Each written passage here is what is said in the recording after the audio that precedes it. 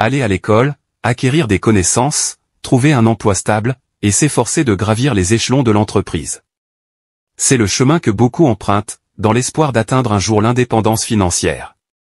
Si vous observez la société, il est évident qu'une grande partie de la structure économique actuelle tourne autour de l'échange de temps contre de l'argent. La majorité des individus échangent des heures de leur travail contre un salaire fixe. Dans cette vidéo, nous allons passer en revue cette règle financière qui font la différence entre riches et pauvres. Bonjour à tous, et bienvenue sur le Titan Cuirassé, une chaîne où vous pouvez apprendre sur l'investissement, les finances personnelles, la gestion de l'argent, la psychologie, et sur beaucoup d'autres sujets d'éducation financière, parce que les écoles ne vont pas le faire à votre place. Si l'un de ces sujets vous intéresse, ou si vous voulez apprendre à mieux gérer votre argent, et à jouir d'une plus grande liberté financière, n'hésitez pas à vous abonner, à me laisser un like, et à activer la cloche des notifications pour être averti chaque fois que je publierai une nouvelle vidéo. Sans plus tarder, plongeons dans le vif du sujet. Numéro 1. Il y a toujours une limite à ce que l'on peut gagner. Prenons l'exemple d'une personne qui gagne 25 $ de l'heure. Le maximum absolu qu'elle puisse gagner en une seule journée est de 600 $, en supposant qu'elle travaille pendant 24 heures. Si cette personne ne prenait jamais de pause et travaillait tous les jours de la semaine, son salaire hebdomadaire serait de 4 200 $, soit 16 800 $ par mois, ou 201 600 $ par an. Il est évident qu'il s'agit là d'un objectif tout à fait irréalisable pour quiconque. Pourtant, il existe des personnes qui gagnent des millions de dollars chaque année. La raison ? Les personnes les plus riches ne comptent pas uniquement sur leur temps pour gagner de l'argent. Que vous gagnez 20 $ de l'heure ou 100 $, la vérité est que, la véritable liberté financière exige de déconnecter le temps du revenu. Comme l'a dit avec sagesse Tony Robbins, vous ne pouvez pas gagner votre chemin vers la liberté.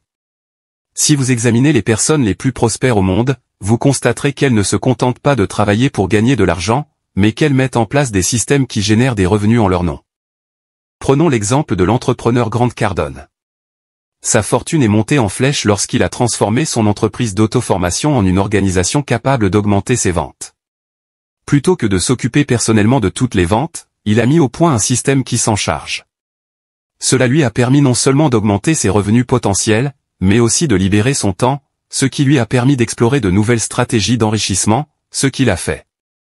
Il a réinvesti les bénéfices de son entreprise dans l'immobilier, établissant ainsi un deuxième système de génération de revenus. Aujourd'hui, il dirige une entreprise dont les centaines d'employés génèrent des revenus, tandis que des milliers de locataires paient un loyer pour vivre dans ses propriétés. Comme vous pouvez le constater, les personnes fortunées ne se contentent pas de chercher à gagner de l'argent, elles se concentrent sur la mise en place de systèmes qui génèrent de la richesse pour elles. Numéro 2. Les différentes sources de revenus. La plupart d'entre nous ont appris qu'il n'y avait qu'une seule méthode pour gagner de l'argent, trouver un emploi et toucher un salaire. Cependant, une chose que beaucoup de gens n'apprennent jamais, c'est qu'il existe de multiples façons de générer des revenus dans le monde entier. La plus familière est le revenu du travail, c'est-à-dire l'argent que nous recevons en échange de notre temps, que ce soit dans le cadre d'un emploi ou d'un travail en freelance. Bien qu'il s'agisse d'un bon point de départ, ce n'est pas la seule méthode pour gagner de l'argent. Lorsque vous créez un produit ou que vous en revendez un à un prix supérieur à celui que vous avez payé, vous commencez à générer des bénéfices. Dans de nombreuses situations, effectuer une transaction prend beaucoup moins de temps que de travailler à l'heure pour gagner le même montant. Par exemple, si vous achetez une paire de baskets pour 60 $ et que vous la revendez ensuite pour 120 $, vous venez de gagner 60 $ en une seule vente. Pour un travailleur moyen, il faut près de 3 heures de travail pour gagner la même somme. Bien entendu, il faut pour cela maîtriser les techniques de vente. Plus vous maîtrisez la vente, plus il est facile et rapide de générer des revenus. Si vous n'excellez pas dans la vente, de nombreuses personnes accumulent des richesses grâce à des revenus d'investissement. Ceux-ci peuvent prendre différentes formes, deux des plus courantes étant les investissements boursiers et l'immobilier. Ces actifs offrent la possibilité de prendre de la valeur au fil du temps, à mesure que le cours des actions augmente, ou que la valeur des biens immobiliers s'accroît.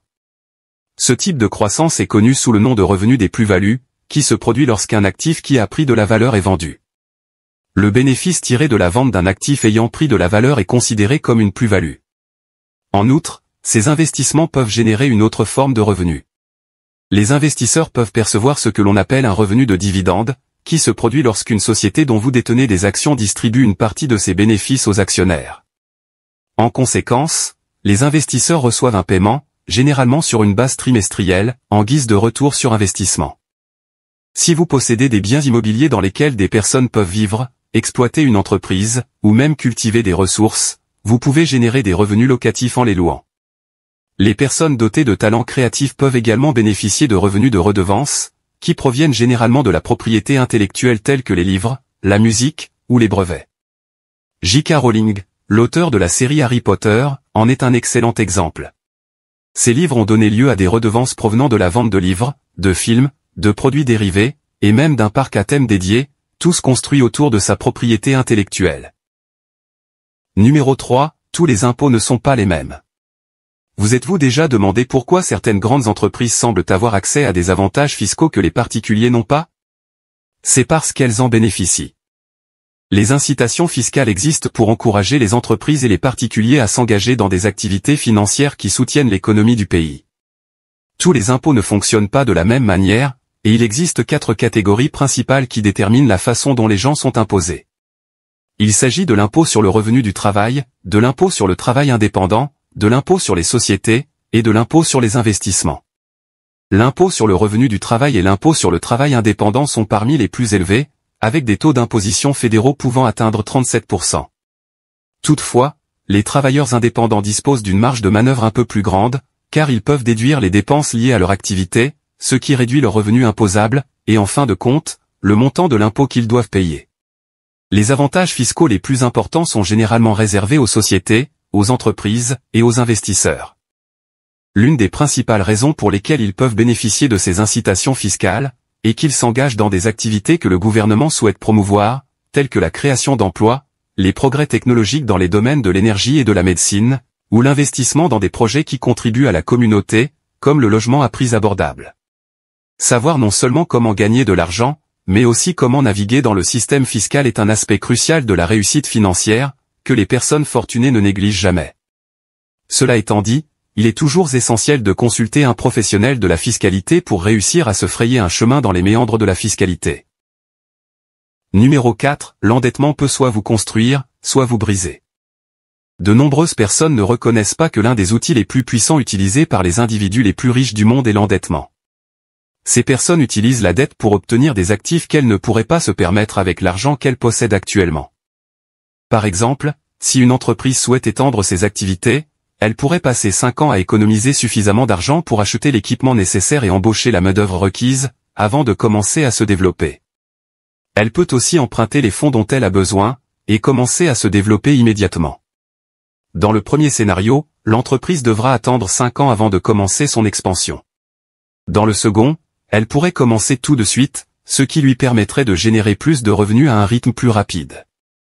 Au terme de ces 5 années, l'entreprise pourrait gagner beaucoup plus, parce qu'elle a eu recours à l'endettement pour développer ses activités. Toutefois, si la dette est mal gérée, elle peut nuire gravement aux finances personnelles et professionnelles. Lorsque la dette est contractée sans entraîner de croissance, elle devient simplement une dépense permanente qui pèse sur l'individu ou l'entreprise à l'avenir. La dette existe pour améliorer la capacité d'emprunt de l'utilisateur, mais si elle ne génère pas de revenus, elle revient à emprunter de l'argent à son propre futur. C'est la principale différence entre une mauvaise dette et une bonne dette. Les mauvaises dettes ne servent qu'à augmenter le pouvoir d'achat, sans offrir de retour financier. En revanche, les bonnes dettes sont utilisées pour améliorer le potentiel d'investissement, acquérir des actifs plus importants, ou favoriser l'expansion de l'entreprise. Numéro 5, les compétences plutôt que la monnaie. Ces derniers temps, des entreprises comme Google, Apple, et Netflix ont ouvertement déclaré qu'il n'était plus nécessaire d'avoir un diplôme universitaire pour travailler. Elon Musk a même déclaré qu'un diplôme n'était pas nécessaire pour travailler chez Tesla. Certaines des plus grandes entreprises du monde commencent à se rendre compte que l'éducation traditionnelle n'est peut-être plus suffisante pour répondre aux exigences d'un monde qui évolue rapidement. Aujourd'hui plus que jamais, il est essentiel de comprendre quelles sont les compétences les plus demandées aujourd'hui, et de s'efforcer de les maîtriser. Qu'il s'agisse d'entrer sur le marché du travail ou de créer sa propre entreprise, l'acquisition de compétences très demandées peut donner un avantage concurrentiel, aider à progresser, et à gagner un revenu substantiel. Numéro 6, vous devez devenir propriétaire. Si vous observez la répartition des richesses dans le monde, vous remarquerez rapidement que la majorité d'entre elles sont contrôlées par ceux qui possèdent des entreprises ou des terres. Cela peut prendre différentes formes. Certains créent leur propre entreprise ou acquièrent des biens immobiliers, tandis que d'autres investissent dans des sociétés dirigées par d'autres, ce qui leur permet d'être propriétaires sans avoir à gérer activement l'entreprise. Pour ceux qui ne sont pas naturellement portés sur les affaires, cela peut être une excellente option. Comme l'a dit Tony Robbins, si vous achetez un iPhone mais ne possédez pas d'action Apple, vous êtes un consommateur, pas un propriétaire. Pour s'approprier une partie de la richesse mondiale, nous devons tous devenir propriétaires, que ce soit en exploitant activement un actif, ou en détenant passivement la propriété. Pour les personnes qui ne sont pas intéressées par la gestion d'entreprise ou l'investissement actif, les fonds indiciels tels que le S&P 500 offrent une excellente alternative. Ce fonds investit dans les 500 plus grandes entreprises des États-Unis, ce qui permet de détenir passivement de petites parts dans certaines des entreprises les plus prospères. Cela leur permet également de bénéficier de l'un des principes d'investissement les plus puissants. Numéro 7, les rendements cumulés peuvent être lents, mais ils sont extrêmement puissants. Nombreux sont ceux qui trouvent passionnant d'investir sur le marché boursier dans son ensemble, parce qu'il offre généralement des rendements annuels de 8 à 10%. Un investissement de $10 000 en une seule année génère un rendement de 800 à $1 000. Toutefois, si ce rendement de $1 000 est réinvesti sur le marché, il passera à $1 100 l'année suivante. En réinvestissant à nouveau ces $1 100, on obtient un rendement de $1 210 l'année suivante. Si nous continuons à réinvestir nos rendements, notre investissement initial produira un rendement de $1 331. En poursuivant ce processus pendant 30 ans, l'investissement initial de $10 000 atteindra $174 494. À ce stade, le rendement annuel de l'investissement sera de $17 449.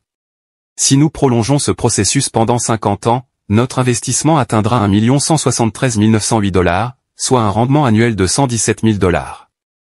Cela signifie qu'un simple investissement de $10 000, sans contribution supplémentaire, peut atteindre plus d'1 million de dollars en un demi-siècle, générant un rendement à 6 chiffres chaque année, tout cela grâce à la puissance de la capitalisation.